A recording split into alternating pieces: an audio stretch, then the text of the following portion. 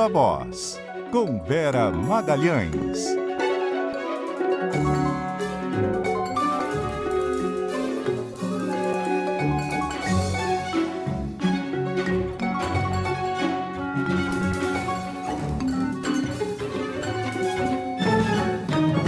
Viva Voz hoje um pouco mais tarde, por causa desse longo voto do ministro Luiz Fux no julgamento da trama golpista. Tudo bem, Vera? Boa noite.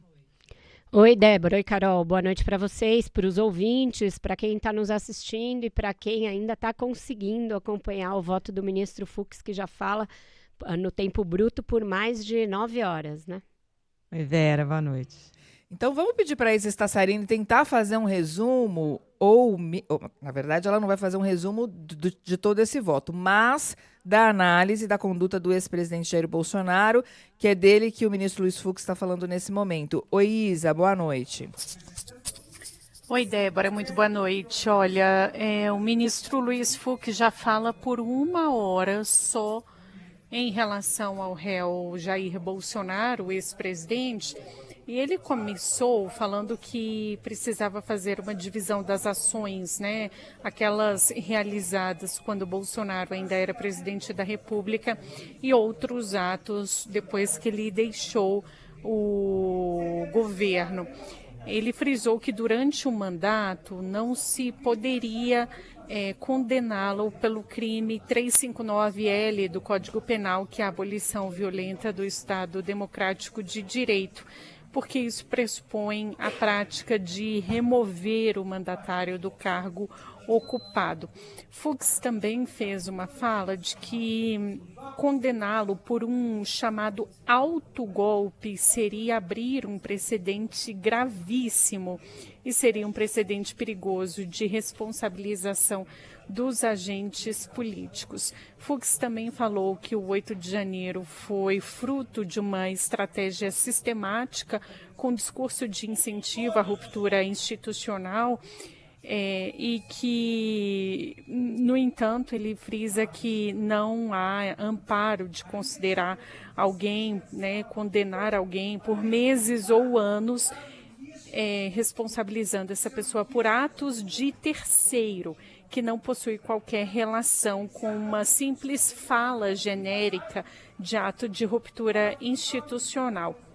Ele frisa que é igualmente absurdo um candidato a presidente da República proferir discursos inflamados e críticos à sua própria pessoa. Ele, portanto, não condena nem, né, por enquanto, em relação ao ex-presidente Jair Bolsonaro, ele não condenou nem absolveu o réu por nenhum dos 5 crimes até agora. É com vocês. Obrigada, Isa. E uma das frases, né, Vera, a cogitação não caracteriza crime ao se referir ao ex-presidente Jair Bolsonaro. Porque a gente tem até agora para onde está se encaminhando esse voto de Fux em relação ao ex-presidente? O voto do ministro Luiz Fux tem muitas partes, né? Primeiro, tem uma longa consideração sobre preliminares, que o ministro Alexandre de Moraes afastou de uma vez só. Ele disse desde ontem que iria discutir, de fato discutiu por muitas horas, acolheu 3 de 4 preliminares, quais sejam, né? Ele disse que não caracteriza organização criminosa. Aliás, desculpa, isso já é na análise dos crimes. Nas preliminares, ele disse que não deveria estar sendo julgado pelo Supremo Tribunal Federal esse caso. Depois ele disse que se fosse julgado pelo Supremo Tribunal Federal, não deveria ser julgado pela turma, e sim pelo plenário.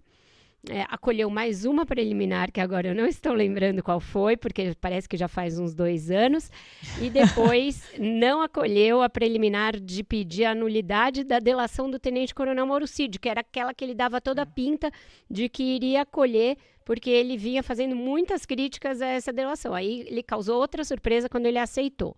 Fomos para um intervalo e ele voltou fazendo uma série de, do que ele chamou de justificação doutrinária ali do voto, né? E isso durou muitas horas, e aí sim ele passou a derrubar um a um os crimes imputados aos réus pela Procuradoria-Geral da República e acolhidos no voto do ministro Alexandre de Moraes. Então, ele disse não vê organização criminosa, porque a organização criminosa pressupõe uma estabilidade ali dos seus integrantes para cometimento de crimes indeterminados e sem um tempo de duração, que então o que se viu ali não caracterizaria a organização criminosa. Também descartou que os réus desse núcleo tenham contribuído para depredação de patrimônio público tombado, que é outra das acusações, porque diz que não vê uma relação direta deles com a ordenação do 8 de janeiro. E aí passou a se dedicar longamente aos crimes de abolição violenta do Estado Democrático de Direito e tentativa de golpe de Estado, para também deixar claro que achava que era uma forçação de barra da Procuradoria-Geral da República imputar aos réus esses crimes, minimizando a gravidade do que se viu e dizendo que que o que se fez em nenhum dos momentos seria suficiente para se cometer um golpe de Estado. E aí ele passou a analisar a conduta específica dos réus. Por enquanto, o que ele condenou foi justamente o réu delator. Condenou o Mauro Cid por tentativa de abolição violenta do Estado Democrático de Direito, por conta da Operação Punhal Verde Amarelo, em que ele estava ali se articulando com os chamados quídeos pretos, que não estão nessa fase do julgamento. Vão ser julgados a posteriori alguns dos integrantes desse agrupamento do Exército. Para os demais réus, até aqui que ele analisou, ele foi absolvendo de tudo. Almirante Almir Garnier, também, até aqui, o ex-presidente Jair Bolsonaro. As pessoas com quem eu converso aqui em Brasília acham que ele vai condenar o Bolsonaro pelo mesmo crime do tenente-coronel Mauro Cid e que ele deverá condenar também o general Walter Braga Neto por esse crime, porque ele vai reconhecer apenas a Operação Punhal Verde Amarelo, aquele momento específico, como um ato em que se tentou abolir o Estado Democrático de Direito. Isso é uma tese, mas a gente, desde os últimos dias, já ouviu várias teses sobre o que seria esse voto do ministro Fux e nenhuma deu conta do que ele foi na realidade. Um voto longo, bastante crítico ao relator, muito crítico ao Ministério Público, por vezes agressivo com o ministro Alexandre de Moraes e por vezes irônico em relação ao Procurador-Geral da República, Paulo Gonet. Ele disse que o Gonet praticamente reencaixou os fatos para fazer com que eles coubessem na denúncia. E em relação aos fatos narrados, ele foi bastante leve. Não viu muita gravidade em nada daquilo. Ele chegou a dizer que Bolsonaro, ao questionar sistematicamente as urnas eletrônicas, queria apenas a verdade dos fatos, buscava apenas a verdade dos fatos, entre outros vários momentos em que ele minimizou condutas, minimizou, por exemplo, a aquiescência do almirante Almir Garnier a uma ideia de medidas de exceção. Então, até aqui vai causando muita perplexidade. O clima na primeira turma é de perplexidade. Eu vou encerrar essa minha primeira fase do meu comentário trazendo esse clima, né?